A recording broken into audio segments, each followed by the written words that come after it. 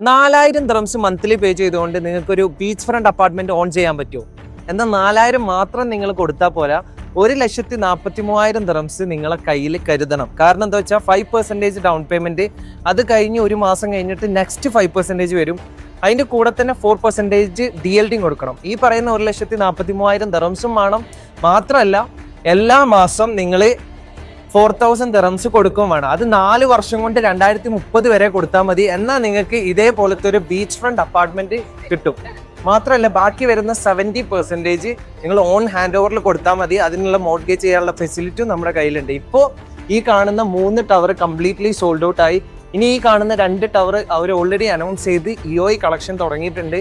So നമ്മൾ already late ആണ്. അപ്പോൾ ആർക്കെങ്കിലും ഇൻട്രസ്റ്റ് ഉണ്ടെങ്കിൽ പെട്ടെന്ന് തന്നെ കോൺടാക്ട് ചെയ്യുക. മാത്രമല്ല DXP ഇന്റർനാഷണൽ എയർപോർട്ടിലേക്ക് 50 മിനിറ്റ്സും ഷാർജ ഇന്റർനാഷണൽ എയർപോർട്ടിലേക്ക് 50 മിനിറ്റ്സും മാത്രമേ ഉള്ളൂ. 3 മിനിറ്റ്സിൽ നമുക്ക് ഷെയ്ഖ് സായിദ് റോഡും റീച്ച് ചെയ്യാൻ പറ്റും. സോ കൂടുതൽ ഡീറ്റെയിൽസ് അറിയാൻ താഴെ കാണുന്ന നമ്പറിൽ പെട്ടെന്ന് കോൺടാക്ട് ചെയ്യണം.